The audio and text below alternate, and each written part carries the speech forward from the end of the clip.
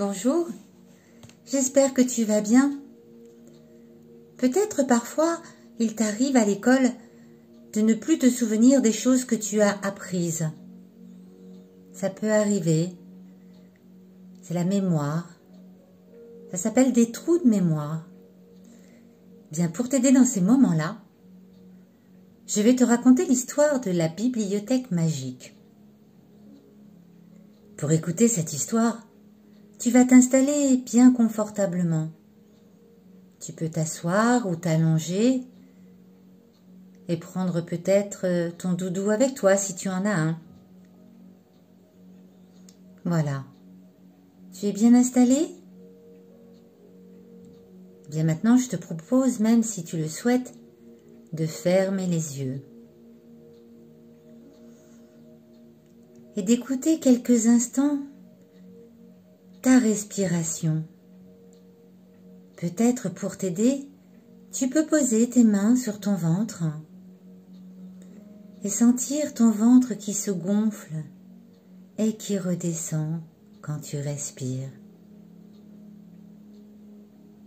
Il se gonfle et il redescend. Il se gonfle et il redescend.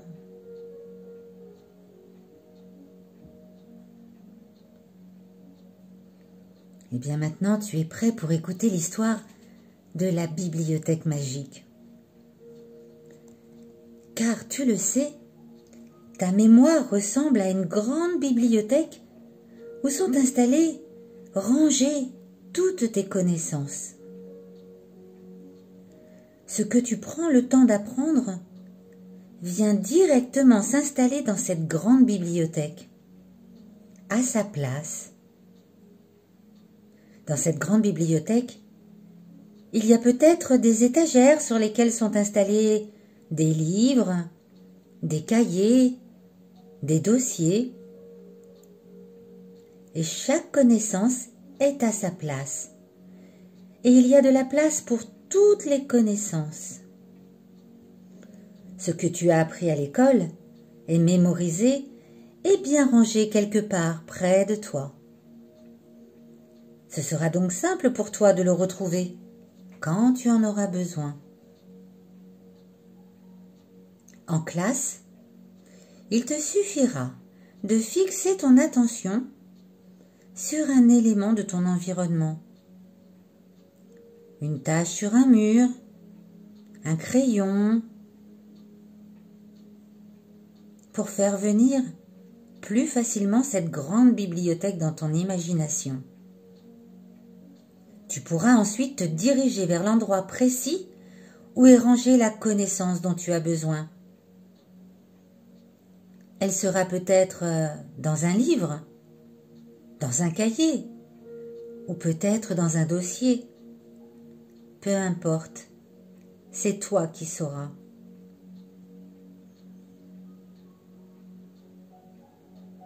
Il te suffira de faire confiance à ta mémoire. Et facilement, tu pourras retrouver ce dont tu as besoin dans ta bibliothèque magique.